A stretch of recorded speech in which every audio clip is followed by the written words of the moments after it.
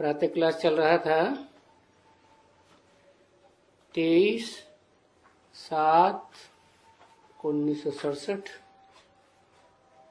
रविवार को चौथे पेज पर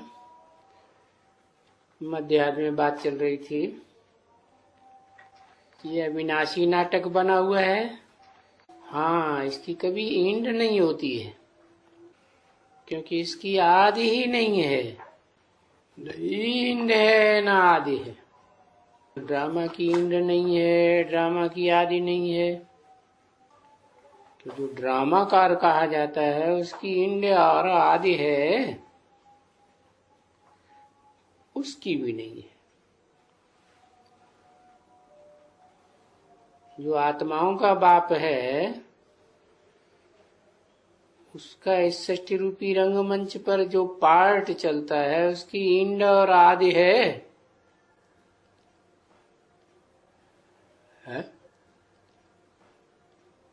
है या नहीं है? उसकी एंड और आदि का पता कैसे चलेगा? वो तो निराकार है। कब आता है कब जाता है पता ही नहीं लगता। हाँ, दादा लेखराज ब्रह्मा के तन में पार्ट बजाता था तो वाणी चलती थी तो पता लगता था कि आया, शरीर छोड़ दिया तो पता ही नहीं कहाँ आया कहाँ गया। क्या चला गया? नहीं चला गया तो कहाँ से कहाँ फिर कहाँ पार्ट बजाता है? मुकर्रर रथ में पार्ट बजाता जो यज्ञ के आदि से ही मुकर्रर है, और इसके अलावा बच्चों में भी प्रवेश करता है। सोल किन बच्चों में कब प्रवेश करता है किसी को पता नहीं, लेकिन वो सब हैं टेम्परेरी। कोई कह भी नहीं सकता मेरे में कब आए कब चले गए। तो तुम मीठे बच्चों को बाप समझाते हैं, देखो तुम कल पढ़ रहे थे हमारे पास, समझा ना? ऐसे ही कहेंगे कि कल पढ़ रहे थे। क्यों ऐसे क्यों कहते? क्यों कहने के लिए कुकल्प पूर्व की बात ऐसे हो गई जैसे कल की थी। तो परमधाम में जाके सो जाते हैं तो सुसुप्ति अवस्था में तो पता ही नहीं चलता कब आया राम कब गया राम। तो तुम यही पढ़ रहे थे राजयोग कल। अभी राजयोग तो बरोबर है और भगवान राजयोग सिखलाते हैं। राजाओं का राजा बनाते हैं।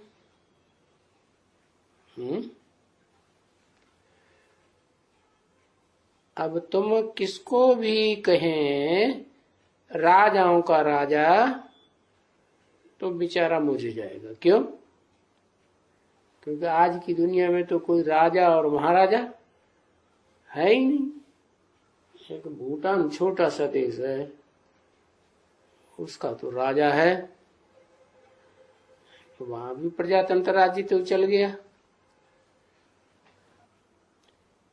हाँ, वहां की जो प्रजा है वो आज भी उन्हीं को राजा मानती है। तो ये क्या कहते हैं? लोग पूछेंगे राजाओं का राजा, ये वही कौन होते हैं? तो तुम बच्चों को समझा दिया है कि हाँ बरोबर पतित राजाएं पावन राजाओं को मंदिरों में मूर्ति बनाकर बैठाए पूजा करते हैं। तो समझ में आ जाएगा है? ये बात कहने से समझ में आ जाएगी राजाओं का राजा है या नहीं है? नहीं है? अच्छा, शूटिंग पीरियड में है ही नहीं। चक्कर में पड़ गए। ब्रॉड ड्रामा में है और शूटिंग पीरियड में नहीं है? हैं? कैसे? है? शूटिंग कैसे होती है फिर? अगर है नहीं तो रिहर्सल, ये शूटिंग कैसे होगी? है? लक्ष्मी नारायण सामने हैं और कोई राजाएं नहीं। जब लक्ष्मी नारायण होते हैं उसके बाद सारे संगम युग में लक्ष्मी नारायण ही चलते रहते हैं। है? तो जो मंदिर में मुखिया बन के बैठते हैं वो ही राजा हैं। जो राजा बनते हैं उनके मंदिर बनाते हैं। राजाओं के बड़े बड़े महल बनाते हैं कि नहीं? बड़े बड़े महल बनाने की बात नहीं है यहाँ। तो तुमको पावन बनाते हैं। पावन कैसे बनाते हैं? है? कौन पावन बनाते हैं? है? पावन तो शिव बाबा बनाते हैं। वो राजाएं थोड़े ही पावन बनाते हैं। इसलिए जोर रखते हैं कि बच्चे इस जन्म में तुमको एक ही जन्म में फिर पति से पावन हो राजा बनना है। नई दुनिया में तो पावन राजाएं होंगे ना। तो इतना जन्म तो तुमको समझाया ना बच्चे, एक्यूरेट समझाया कि 63 जन्म तुम ये गटर में पड़े हुए थे और तुमको उस गटर में बड़ा सुख आता था। वहां बहुत सुख आता था। इतना सुख उस गटर में रहने का भासता है, जो बाहर में निकल करके गटर से बाहर अच्छी जगह में जाऊं तो वहां दिल ही नहीं लगता है। अरे ऑफिस में जाते हैं, घर में दिल भागती रहती है। ये क्या? धोबी का धंधा करने वाला होगा, घाट से घर में भागेगा। ये क्या बात हुई? कहीं दिल ही नहीं लगता, एकदम नहीं लगता। अब घड़ी घड़ी वो ही गटर याद आता रहता है। घड़ी घड़ी गटर याद आता है। तो ये तो होगा ना। क्यों होगा? है? लिख दिया ना व्यास जी भगवान ने, क्या संगात संजायते कामा। जितना संग करेंगे बुद्धि के लगाव से, मन के लगाव से, इंद्रियों के लगाव से, तन के लगाव से जितना संग करेंगे उतना याद आएगा। तो ये तो होगा। बाबा कहते हैं अभी तो तुमको माया और भी याद दिलाएगी। क्यों भाई? अभी क्यों याद दिलाएगी? है? क्योंकि अभी माया का दुश्मन आया हुआ है। कौन है माया का दुश्मन? है? बाप। बाप माया का दुश्मन है। माया बेटी नहीं है बाप की। है? बेटी तो है, लेकिन अपना कंट्रोल चाहती है। मायावी दुनिया में माया रच के, तो वो तो तुमको और ही याद दिलाएगी गटर की बात। परंतु तुमको तो करना क्या है? तुमको खबरदार रहना है। क्योंकि तुम्हारी तो इसी बात के ऊपर युद्ध है। जो मेहनत तुम बच्चों को कराती है, कितनी मेहनत कराती है, इतनी मेहनत कराती है कि घड़ी घड़ी तुमको गिराते रहते हैं। ये आंखें गिराती हैं, ये कर्मेंद्रियां गिराती हैं, मन गिराता है, बुद्धि गिराती है। बुद्धि फैसला ही ऐसा करती है जो तुम घड़ी घड़ी गिरते रहो। तो देखो, उनमें आंखें हैं सबसे मुख्य,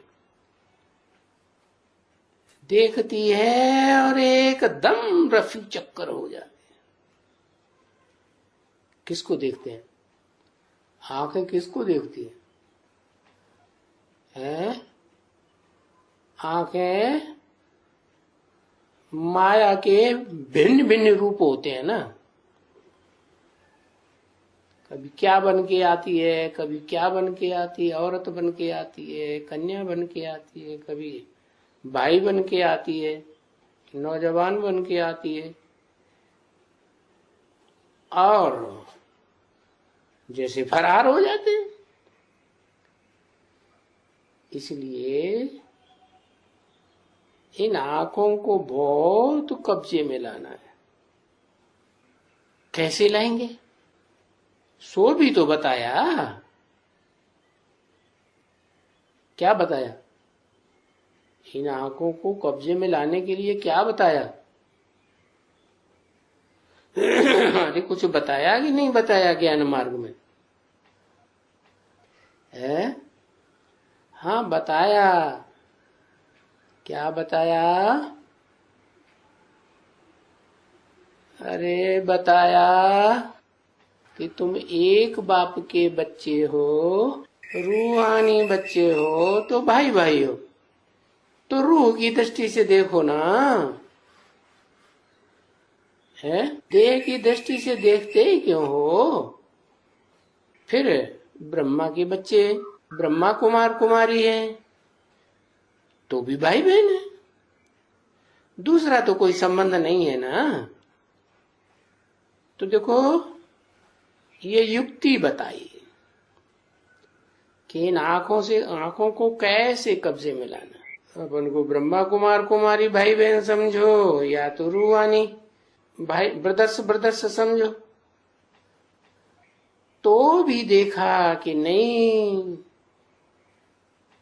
ये ब्रह्मा कुमार कुमारी बन के चलते हैं तो बहन भाई में भी ठीक नहीं चलते। क्या? जैसे दुनिया में भी होता है। मुसलमानों में क्या हुआ हिस्ट्री में? भाई बहनों में शादी करने लगे, तो भाई बहन में भी ठीक नहीं चलता। वो जो शूटिंग वहां होती, यहाँ होती है, वो ही शूटिंग में फिर वहां कन्वर्ट होकर के चले जाते हैं।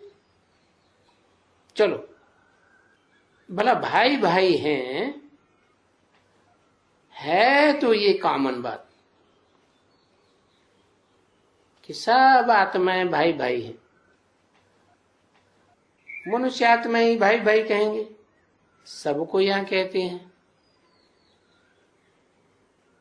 जब आते हैं भाई, ऑल इंडिया से भी आते हैं, विदेशों से भी आते हैं, रशियंस आते हैं, हिंदू भाई भाई आते हैं, पाकिस्तानी आते हैं, तो इन सब के लिए ऐसे ही कहते हैं। तुम क्या हो आपस में? आपस में आत्मा आत्मा भाई भाई हो। तो बजाय कोई तो आत्मा आत्मा भाई भाई समझने के फिर गीत गाने लग पड़ते हैं। जैसे भक्ति मार्ग होता है ना, गीत बहुत गाते हैं, या प्रैक्टिकल में बनते हैं, बनने की कोशिश नहीं करते। ऐसे ही यहां भी शूटिंग करते हैं कोई कोई।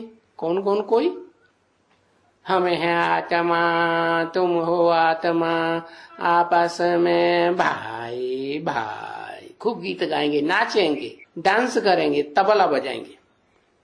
अरे पर जो कुछ कहते हैं, जो बोलते हैं, जो गीत गाते हैं, उनको समझते नहीं। खुद समझेंगे नहीं तो दूसरों को समझाए भी नहीं सकेंगे। इसलिए कहा जाता है कि ढेंढर और मिसल ऐसे ही चिल्लाते रहते हैं। ढेंढर क्या? मेढक। जैसे मेढक बरसात के होते हैं ना, तो ये भी ज्ञान बरसात का मौसम है, संगम युग, सतयुग त्रेता तो ठंडी का मौसम है? और द्वापर कलयुग गर्मी का मौसम, दिमाग में गर्मी चढ़ी रहती है, तन में भी गर्मी, मन में भी गर्मी, बुद्धि में भी गर्मी। और ये संगम युग होता है तो ज्ञान की बरसात होती है। तो वो ढेंढर होते हैं ना बरसात के टाइम पर, मेढक, फालतू ट्रा ट्रा ट्रा करते ही रहेंगे, अर्थ कुछ भी नहीं, समझेंगे कुछ भी नहीं, तो ट्रा ट्रा करते हैं। कैसे ट्रा ट्रा करते, कैसे बताया अभी? कैसे? हम हैं आत्मा, ये बताएगा। तुम हो आत्मा, आपस में भाई भाई, चिल्लाते रहेंगे, एक दूसरे को सुनाते रहेंगे, पब्लिक आएगी उसको भी यही। तो जो भी कुछ अक्षर मुख से निकालते हैं उनके अर्थ में टिकते ही नहीं है। अर्थ क्या है, मतलब क्या है? अभी तुम क्या करते हो? तुम तो अर्थ में टिकते हो ना, आत्मा आत्मा भाई भाई। तो क्या मतलब हुआ? हम बिंदु आत्मा, वास्तव में तुम भी बिंदु आत्मा, ये भी बिंदु आत्मा, आपस में जो भी मिलते हैं तो बिंदु आत्मा के रूप में देखते हैं। बिंदु आत्मा वो विनाशी है कि अविनाशी है? अविनाशी है। और ये देह तो आज है, कल मुर्दा हो जाएगी। कल क्या पता, आज ही मुर्दा हो जाए? कुछ पता है किसी को? कुछ नहीं। तो अभी तुम तो अर्थ को समझते हो कि यथार्थ रीति में अभी तुम ये बात जान गए हो कि हम आत्मा हैं, और जब ब्रह्मा की संतान है तो हम भाई बहन हैं। तो बाबा ने आकर के हमको सब कुछ अच्छी तरह से मीठी मीठी बच्चों को समझाई दिया। क्या? जो मीठे मीठे बच्चे हैं उनको तो समझाई दिया, और जो कड़ुए कड़ुए हैं, लड़ाई झगड़ा लड़ते रहते हैं, मारपीट करते रहते हैं, एक दूसरे की हिंसा करते रहते हैं, तो क्या होता है? तो कड़ुए हो जाते हैं, मीठे कड़ुए हो जाते हैं। तो मीठे तो जरूर हो। कौन? बच्चों को बताया। जो सन्मुख बाबा जिनको इमर्ज करके बोलते थे उनके लिए बताया कि तो मीठे तो जरूर हो। फिर क्या गड़बड़ है? क्योंकि तुम कोई इस जन्म के, इस समय के थोड़े ही हो। तुम तो पुराने आशिक हो ना। किसके? भगवान के। कितने पुराने? हाँ, अरे कितने पुराने आशिक हो? 5000 साल के आशिक है। बताओ, 5000 साल से जो आशिक पाना चल रहा है, 2500 साल तो स्वर्ग में रहे, वहां तो भगवान को जानते ही नहीं, तो आशिक कहां से हो गए? 80 साल से आशिक है। अब तो कई साल से आशिक हो? तुम आशिक हो भगवान के, मासूक के। कब से है? यज्ञ के आदि से, तब से। वाह, अपने को आत्मा तो भूल गए कि हम आत्मा कितने साल से, कितने टाइम हो गया जब से हम आशिक हैं भगवान के। 63 जन्म से आशिक हैं, 2500 साल से आशिक। ओहो, है सब झूठा झूठ बताते रहोगे। तो कितने, कब से आशिक हो? 2500 साल से, 63 जन्म से आशिक हो, और उसमें भी नंबरवार हो। कोई 63 जन्म जब से शुरू हुए द्वापर युग से, तब से आशिक हैं, पुराने आशिक। और कोई नए आशिक बने हैं बाद में। तो बढ़िया कौन हुआ? पुराना आशिक बढ़िया। ओल्ड इज गोल्ड कहा जाता है। तो कोई इस जन्म के हैं, कोई पुराने हैं, कोई नए आशिक हैं। तो तुम तो भक्ति मार्ग में भी आशिक थे, है तुम। और वो कौन? वो जो दूसरे धर्म के हैं, अपने धर्म के पक्के हैं, वो तो आशिक वाशिक जानते ही नहीं, क्योंकि उनके टाइम पे तो भगवान इस सृष्टि पर आता ही नहीं है, भक्ति मार्ग में तो आता नहीं। और ज्ञान मार्ग में भी आता तो है, लेकिन लोग पहचानते हैं नंबर बार। और फिर स्वर्ग को क्या कहेंगे, ज्ञान मार्ग या भक्ति मार्ग? क्या कहेंगे? वो भगवान बाप को जानते हैं, वहां न ज्ञान मार्ग न भक्ति मार्ग, सिर्फ इतना कहेंगे कि हाँ आत्मा की तो याद है, जैसे आत्मा वैसे परमपिता परमात्मा। तो आत्मा को याद किया तो जैसे बाप को याद कर लिया। तो भक्ति मार्ग में भी तुम आशिक थे, और अभी ज्ञान मार्ग में भी तुम आशिक हो। दुनिया तो आशिक नहीं है ना। किसको याद करते थे भक्ति मार्ग में? है एक मासूक को याद करते थे। याद करते थे, कभी देखा था जो याद करते थे? है? याद कब किया जाता है? देखते हैं आंखों से तो याद किया जाता। कभी देखा कि याद ही करते थे? है? हाँ, मंदिरों में मूर्तियां बना करके देखते तो थे, लेकिन वो तो जड़ मूर्तियां। तो वो छाप कब की है? जो मूर्तियां बनाने का संकल्प चलता था संगम युग में बन, ये तुमने देखा। संगम युग में तुम्हारे ऊपर छाप पड़ी तो तुम भक्ति मार्ग में याद करते, मूर्तियां बना बना कर, मंदिर बना बना कर। लेकिन भक्ति मार्ग में तो तुमको दुख मिलता था, है? भगवान को याद भी करते थे, माशूक को, फिर तुमको दुख मिलता था तो तुम बोलते थे क्या? हाय राम, हाय राम, हे भगवंत, हे भगवान, हे परमात्मा, हे प्रभु, रहम करो, ईश्वर ईश्वर रहम करो। अभी जब हम स्वर्ग में रहेंगे तब ही तो नहीं ऐसा करेंगे, है? कैसा है? हाय राम कह के चिल्लाएं, क्यों नहीं करेंगे? क्योंकि वहां तो रावण राज्य होता ही नहीं। माया का राज्य होता है, वहां होता ही नहीं माया का राज्य। क्यों? माया होती है कि नहीं? वहां होती है? माया दास दासी बन के रहती है। माया वहां होती है, लेकिन कंट्रोल में रहती है।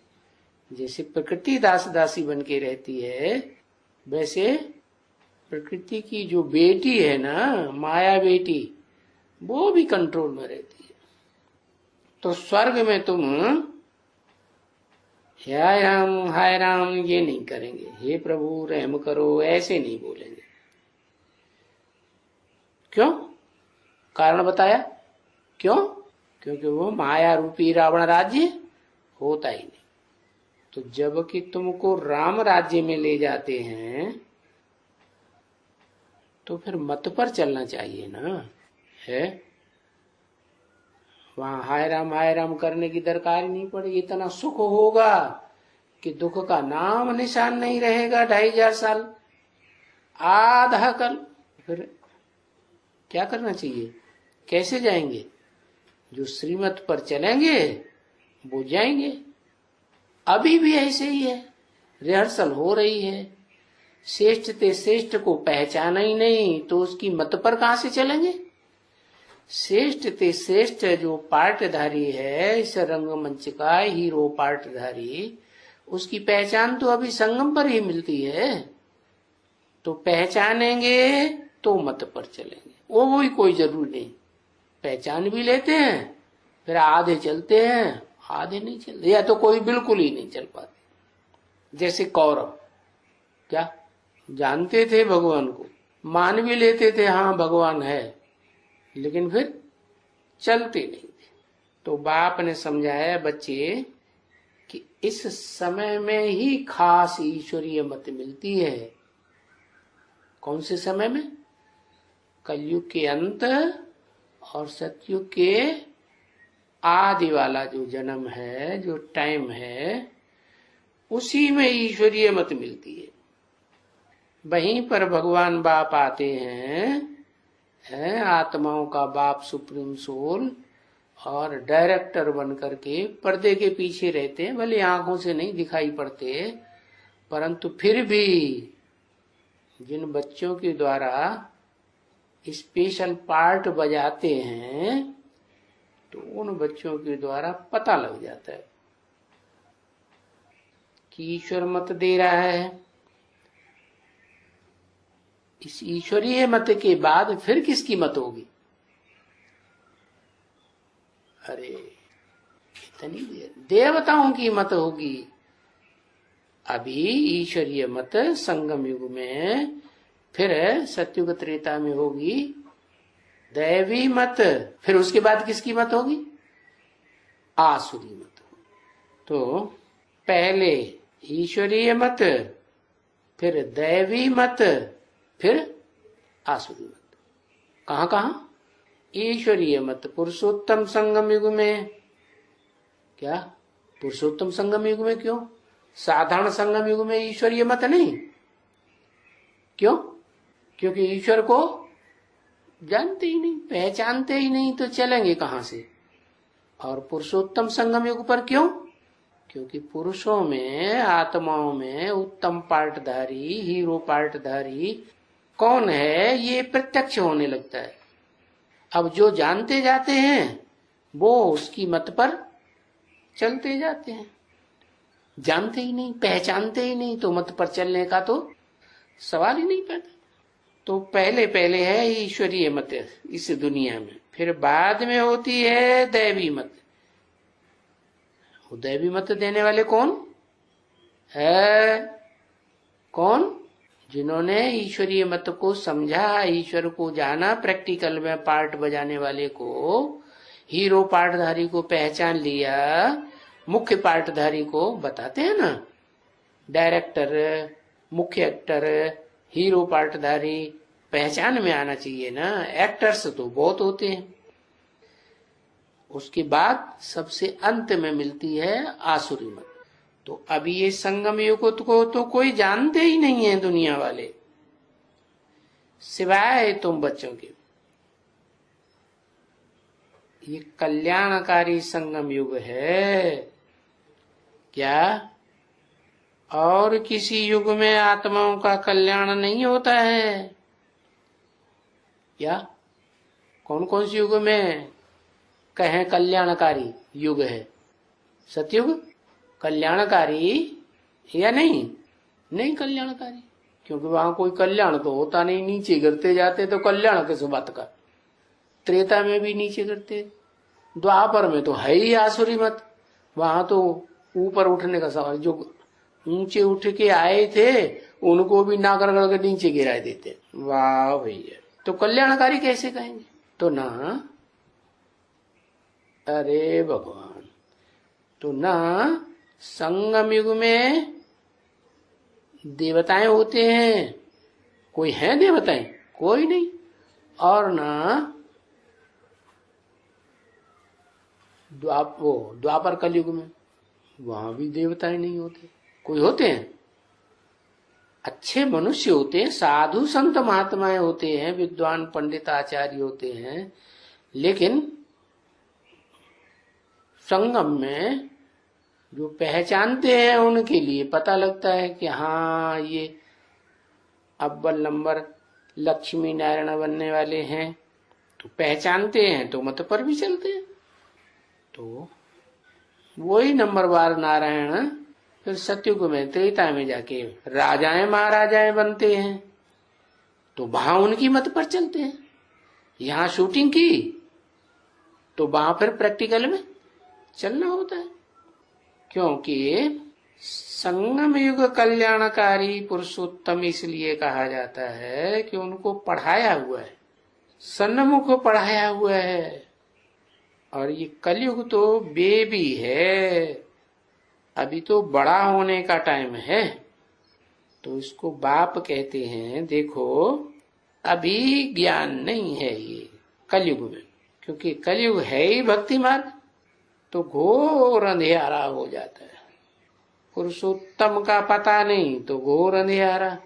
पुरुषों में उत्तम पार्टधारी, हीरो पार्टधारी का पता चला तो हीरो पार्टधारी किसी एक ही सीन में पार्ट बजाता है कि ऑलराउंडर पार्ट बजाता है, वो तो ऑलराउंडर पार्टधारी है।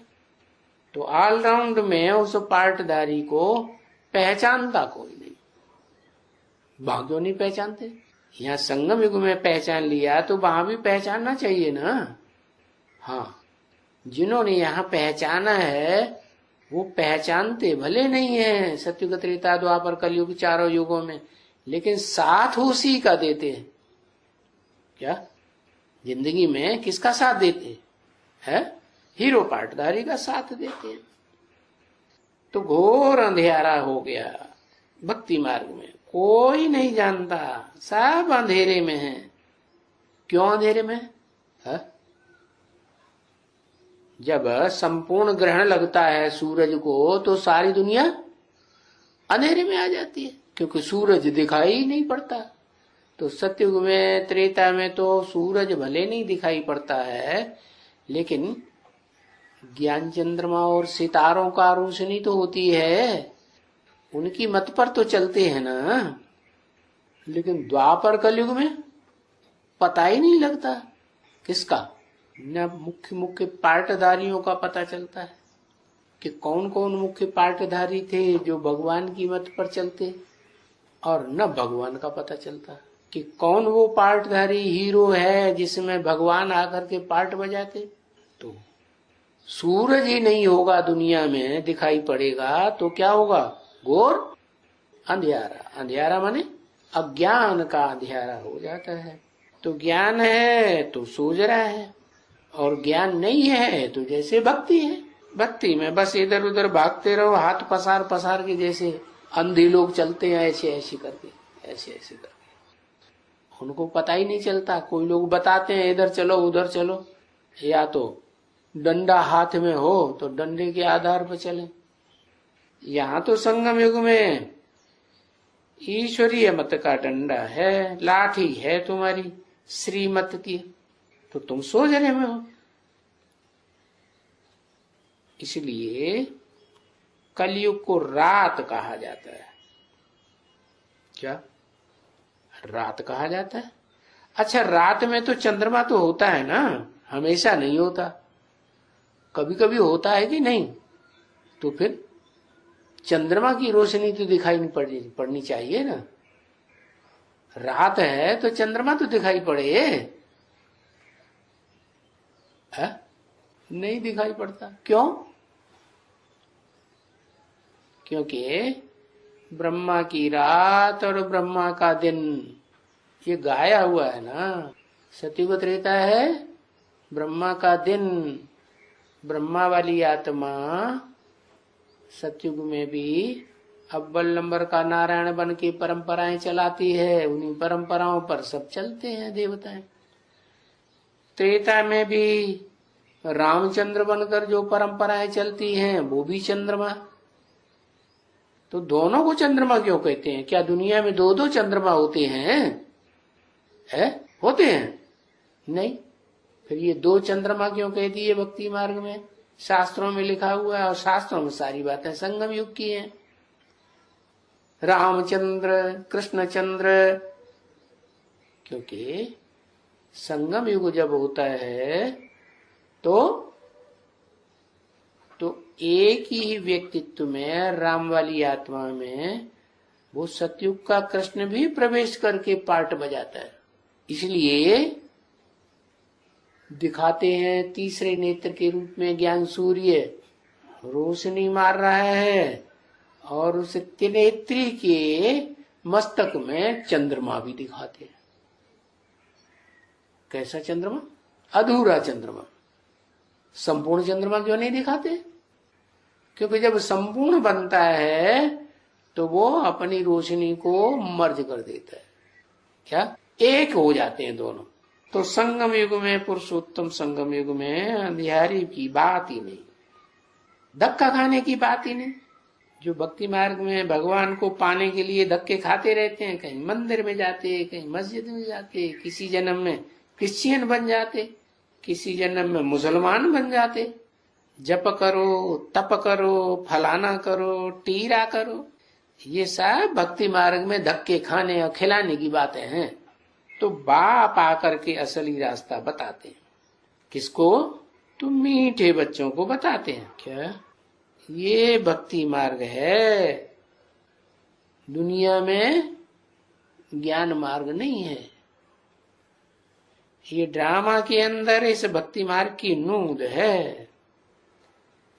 क्या? कि आधा कल्प फिर भी ज्ञान मार्ग कहेंगे, क्योंकि आत्मिक स्थिति रहती है, ज्ञान का सार बुद्धि में समाया हुआ है। और आधा कल्प है भक्ति मार्ग, तेरे की नहीं, दुर्गति मार्ग। तो ये ड्रामा के अंदर इसकी नूंद है। फिर भी यही अंधेरा होगा या नहीं होगा? फिर अंधेरा होगा। कब होगा? फिर 2500 वर्ष के बाद यही अंधेरा होगा। फिर धक्के खाएंगे मंदिर में, मस्जिद में, मंदिरों में, तीर्थों में, टिकानों में, कहां कहां धक्के खाते। तो इस बात को मैंने पहले भी समझाया था। क्या? ये दुनिया में सभी अंधेरी रात है, अज्ञान अंधेरी रात, धक्का खाना पड़ता है। किस लिए? भगवान से मिलने के लिए धक्का खाना पड़ता है। तो फिर धक्का खाना अच्छा है या खराब? क्या कहें? चाहे खराब हो चाहे अच्छा हो, धक्का तो खाना ही पड़ेगा। क्यों? इन धक्कों से छुड़ाने वाला तो कोई है ही नहीं। जो आते हैं बड़े से बड़े बड़े ग्रेट फादर्स कहे जाते हैं, वो सब धक्के खिलाते हैं। कोई बताते हैं मस्जिद में जाओ, कोई कहते हैं मंदिर में जाओ, कोई कहते हैं गुरुद्वारे में जाओ, सदगति किसी की नहीं होती। 23/7/1967 की वाणी का 5वां पेज, रविवार। तो जब भगवान आते हैं तब फिर किसी को धक्का खाने की दरकार नहीं रहती। ऐसे है? भगवान आते हैं तो धक्का खाने की दरकार नहीं रहती। भगवान आते हैं का मतलब जब भगवान दिल में समा जाते हैं। क्या? आंखों में समा जाते हैं कि भगवान क्या है। इन आंखों से नहीं देखने में भगवान आता है, तो भगवान आके तीसरा नेत्र देते हैं। इसे तीसरे ज्ञान के नेत्र से पहचानो। तो जिनको पता लग जाता है कि भगवान आए हैं, तो मंदिरों में जाना, मस्जिद में जाना, गुरुद्वारे में जाना और गिरजाघर में जाना बंद हो जाता है। जैसे तुम बच्चों का बंद हुआ कि अभी भी जाते हो? बंद हो गया। जब से परिचय मिला तब से ही बंद हो गया। मालूम पड़ गया कि 2500 साल हमने धक्के खाए। अब पता चला है थोड़े समय के लिए, एक जन्म के लिए भगवान आया है, तो फिर हम टीरे टिकानों में क्यों धक्के खाएं? और दुर्गति करानी है क्या? तो अभी दरकार ही नहीं रहती है धक्के खाने की ना। मालूम हो गया ना कि बाबा कहाँ है। क्या मालूम हो गया? मालूम हो गया कि बाबा कहाँ है? सबको मालूम हो गया? ये बड़ा मुस्कुरा है, हमको मालूम हो गया, हमने देखा, हमने जाना, शिव बोला भगवान। वो गीत गाते रहे और ये खुश होने लगा। वाह भैया, अभी सोना नहीं भला। तो किस में प्रवेश किया है? किस में प्रवेश किया? क्योंकि वो तो दिव्य जन्म लेता है ना, गाया हुआ है ना कि भगवान का तो दिव्य जन्म होता है। प्रकृष्ट जन्म है, गर्भ से जन्म तो होता नहीं है। गर्भ में जन्म होता है तो आत्मा को माता में किसी में प्रवेश करना पड़ता है गर्भ में। यहाँ तो वो बात नहीं है, यहाँ तो बुद्ध रूपी पेट है, उस बुद्ध रूपी पेट में शिव बाप प्रवेश करते हैं। तो जो है उसका नाम क्या देते हैं? उस पेट में बीज डाला, और बीज डाला और पैदाइश हुई, ज्ञान का बीज डाला। तो देखो इजी चले आते हो क्या? वहां सो गर्भ जेल में रहने में कितना त्राही त्राही करते हैं, जन्म होता है तो भी चिल्लाते रोते पैदा होते हैं, और यहाँ तो इजी चले आते हो। अरे भाई कोई पूछे कहाँ जाते हो? अरे हम जाते हैं शिव बाबा के पास। अच्छा, शिव बाबा ना कहो, बाप दादा कहो, बाप दादा के पास जाते हैं। एक बात कहो ना, शिव बाबा के पास जाते हो या बाप दादा के पास जाते हो? बाप तो कहते हैं अलग बात, और दादा अलग बात होती है, कि दोनों को एक ही कहते हैं। बाप कहते हैं जो जन्म देता है उसे कहते हैं बाप, और जो बड़ा भाई होता है उसे कहते हैं दादा। तो बाप दादा के पास जाते हैं कि क्या मतलब हुआ? कोई क्या समझेगा? उसे समझाना पड़े ना कि आत्माओं का बाप शिव बाप जो प्रवेश करते हैं तो वो हो गया हमारा बाप, और जिसमें प्रवेश करते हैं वो है मनुष्य सृष्टि का बड़े से बड़ा आदमी, जिसे मुसलमान लोग कहते हैं आदम, हिंदू लोग कहते हैं आदिदेव, क्या क्रिश्चियन कहते हैं एडम। आ कोई भी कहेगा उसका नाम तो पहले आ लगाएगा, ये नहीं कहेगा जा, नहीं मेरे पास आ जा। जैसे भारत को कहते हैं ना सोने की चिड़िया, तो सोने की चिड़िया वो कौन नहीं अपने पास बुलाएगा, आ मेरे पास आ। तो जिसमें प्रवेश करते हैं वो हुआ आदम, आदिदेव, आदिनाथ, एडम, भक्तिर। तो ये गुप्त रहेगा। कौन? जो दिव्य जन्म लेता है शिव बाप, आत्माओं का बाप, वो गुप्त रहना है। और तुम बच्चों को भी गुप्त रहना अच्छा है, और ही अच्छा है। क्यों? क्योंकि तुम मनुष्य तो कोई जान ही नहीं सकते हैं। क्या? तो हम मनुष्य नहीं है बाबा क्या? है? जब हम ज्ञान में आए थे तो मनुष्य नहीं थे क्या? है? नहीं थे, थे ना, मनुष्य थे। तो कैसे जान लिया? है? पहले पहले जब जानते हैं कि हम बिंदु आत्मा हैं, हमारा बाप भी बिंदु है, तो जब अपन को बिंदु समझा तो मनन चिंतन मंथन बंद हो गया। बाप को याद किया तो भी मनन चिंतन मंथन, बिंदु को याद करेंगे तो क्या होगा? उस समय मंथन चलेगा? चलेगा? नहीं चलेगा।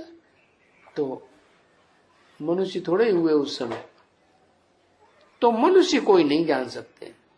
दुनियावी चिंतन करते रहेंगे, देह देह के संबंधों को, देह के पदार्थों को याद करते रहेंगे तो भी जान नहीं सकते। कब जान सकेंगे? जब परिचय मिला और तुरंत उस परिचय में, उस रूप में टिकना शुरू कर दे और सब भूल जाए। अगर कोई 2-4-8 सेकंड भी ये प्रैक्टिस करता है, 2-4 मिनट भी प्रैक्टिस करता है, तो भी उसे मनुष्य कहेंगे या ब्राह्मण कहेंगे? ब्रह्मा की औलाद कहेंगे? ब्रह्मा की औलाद हुआ ना। जो ब्राह्मण है वो फिर देव कहे जाते हैं, वो दुनिया के ब्राह्मण नहीं। कौन से? जो अपन को ब्राह्मण भी कहते हैं, बड़ी बड़ी चोटी भी रखाते हैं, जनेऊ धारण कर लेते हैं और कथा बात्रा करते रहते हैं, संस्कृत में बोलते रहते हैं, वो ब्राह्मण नहीं। गोश्त भी खाते रहते, अंडे मछलियां शराब भी पीते रहते, वो ब्राह्मण नहीं। तुम ब्राह्मण जो ब्रह्मा की प्रैक्टिकल में औलाद बनते हो। कोई पूछता है तुम कौन हो, तो पटाख से बताते हो हम ब्रह्मा कुमार। हाँ, तो मनुष्य कोई नहीं जान सकते हैं क्या कि भगवान इस सृष्टि पर कैसे आता है। कोई भी बाहर का मनुष्य सिवाय तुम्हारे कोई नहीं जान सकते। अगर तुम्हारे में कोई भी बिछुड़ जाते हैं, बिछुड़ते हैं कि नहीं? 2-4 का नाम मालूम है कौन कौन बिछुड़ गए? हमें क्या आधार है याद करने की दरकार? बिछुड़ गए तो चले जाए, जहां चांडाल बने जाके, हमें क्या लेना देना? ऐसे नहीं। बाप कहते हैं जो वंचित हुई आत्माएं हैं बाप से, तो उनको उठाना है, या ऐसे नहीं उनको छोड़ देना है। नहीं तो सदगति दाता सबका कैसे कहा जाएगा? हमारा बाप तो सबका सदगति दाता है ना। तो तुम्हारे से जो बिछुड़ जाते हैं, माया हप कर लेती है, वो भी फिर सब भूल जाते हैं, कुछ नहीं बता सकते हैं, सारा ज्ञान बुद्धि में से उड़ जाता है। ओम शांति।